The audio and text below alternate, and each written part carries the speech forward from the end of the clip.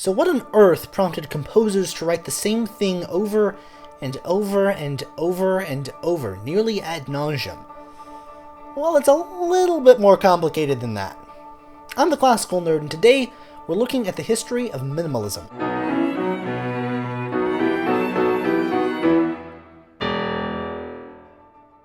So first we're going to look a little bit at minimalism in sort of a broader musical sense, before we move on to some of the major figures in the movement and how their music relates. It's complex enough as a movement to really defy easy categorization.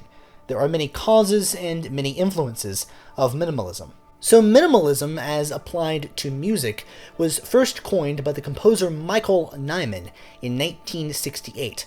Although with any good musical term, those who write under its banner usually don't really like the term. They think it's overly simplistic, or it casts too broad of a net. John Cage can easily be considered both the grandfather of minimalism and its primary antagonist. All sound was music to Cage, but in his case it manifested itself in weird and literally random works, where he would set up some parameters and then literally roll the dice and see what came out. The principle of letting sound be sound was very enticing to minimalist composers, but they didn't like the aleatoric aspects that Cage included in his pieces. Minimalism broadly also encompasses a re-embrace of tonality, albeit not usually in a functional sense. Consonant chords, while present, don't necessarily move or function like they would in a traditionally tonal context. Mostly this is because a lot of minimalist composers sought to slow down the musical processes to the point where they could actually be heard. They didn't want their compositional techniques to simply be a deep, abstract, structural concept. In this sense, composers were attracted towards minimalist concepts and techniques precisely because they shunned a lot of what the Western tradition had come to embrace, that of 12-tone serialism. In serialism, compositional processes are deeply structural and often deeply numerological. You can't necessarily hear what techniques the composer is employing, and said techniques generally mean that all music written in that style has an aesthetic similarity, that of complete abandonment, if not total negation, of anything approaching traditional tonal function, or even anything consonant at all. In this sense, minimalism can be seen as a culmination of the best of the West and the East, which didn't have to do with the academic world of 20th century serialism. In a world where the only music that was taken seriously by academics was dissonant and highly pointillistic, what better way to strike back than with music that was very repetitive and very, very consonant? Many minimalist composers were fascinated with world music, specifically Indian and Indonesian music, for their long and repetitive structures and their unusual rhythmic devices. The important thing to keep in mind about most stereotypically minimalist pieces is that the individual expression of each composer is filtered through the whims of a particular ensemble. This is not present in every minimalist piece, but it's present in enough of them that we have to see it as an outgrowth of Cage's indeterminacy, although not nearly taken to the same extreme. This is the crux of understanding the aesthetic. Repetition is key. Repetition, for instance, can be layered on top of other repeating patterns for almost infinitely complex polymetric structures that play out over long periods of time. It's also the ideal vessel for applying incremental changes to a given texture. There is a sense of utter stasis, and yet the calm hypnosis of the music takes you from one place to the next. It's just all in slow motion.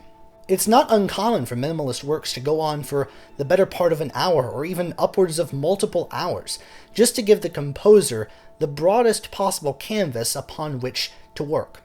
It's not repetition for repetition's sake. There's always a reason why certain sections are as long or as short as they are. Now that we have a general idea of some of the motivations behind the movement and some of its aesthetic principles, let's move on and talk about some important composers. Now bear in mind that I'm not actually going to create individual videos about these composers because they're all still alive, and I really don't like making videos about composers who are still alive because their careers are still ongoing, and so it's impossible to have a career retrospective on someone who's still working. It would be inevitably incomplete. Monte Young, who grew up under a huge, constantly buzzing power line, loved drones. Not the flying kind of drones, the constantly sounding kind of drones. Although I suppose the flying drones do make drone sounds. Anyway, Young's music is very Cagean in its setup, but he falls under the minimalist banner for his aforementioned love of drones and his exploration of both non-Western tunings and going back to the ancient method of just intonation, where every single note of a scale is tuned perfectly vis-a-vis a particular starting note. He calls his drone music dream music, and performances of some of his larger pieces can last up to several hours. It is his vision to have certain musical works be completely unending. If Cage is minimalism's quasi-estranged grandfather, then Young is its father. Terry Riley's piece In C, written in 1964, is considered by many to be the first major minimalist work. A la Cage, Riley had no particular instrumentation in mind, just a bunch of patterns in and around C as a tonal area. Performers thus use the score as a kind of roadmap through the piece, and performances can last anywhere from a few minutes till, well, theoretically indefinitely, but probably a few hours at the very most.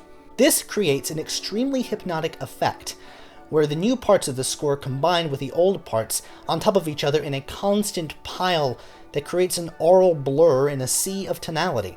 No less than 53 distinct modules of music are repeated and interpreted by the ensemble pretty freely, although there are a few guidelines. In C thus uses techniques formulated by Cage, but in a way that is very un-Cagean in its aesthetics. Even though it's indeterminate, it doesn't sound like an indeterminate piece of Cage's. It somehow is both unrelentingly monotonous and also constantly changing, leaving one in a weird auditory space. By its very nature, no two recordings are going to be alike, and recordings of the piece range from just over 15 minutes to well over an hour, and tempi change likewise. It's still considered the first major smash hit minimalist piece. Steve Reich was messing around with tape recorders, and ended up setting one to play just a little bit faster than the other, ending up with a situation where one slowly phased out of time with the other one until they finally came back into sync, much like watching two turn signals while at a stoplight. This is not unfamiliar to those who know something about Renaissance composers and their fascination with isorhythmic motets, but this is just on a much more complex and electronic scale. This was an accidental, albeit fortunate and very cool discovery on Reich's part, and it was confined to tape, where it was known as tape loops, for pieces such as Come Out and It's Gonna Rain, the latter of which is an edited recording of a street minister. Eventually, Reich began applying this principle to performed pieces. Clapping music, for instance, takes one rhythm and offsets it by 1/8 note at regular intervals. Pieces like Piano Phase went even further and introduced the tape loop concept into the realm of instrumental performance, where it became known as phasing. The same simple, repetitive tonal pattern has one iteration that's just going a tiny bit faster than another one, and so they slowly go out of sync and then come back into sync. This often requires two performers, unless you happen to be this guy.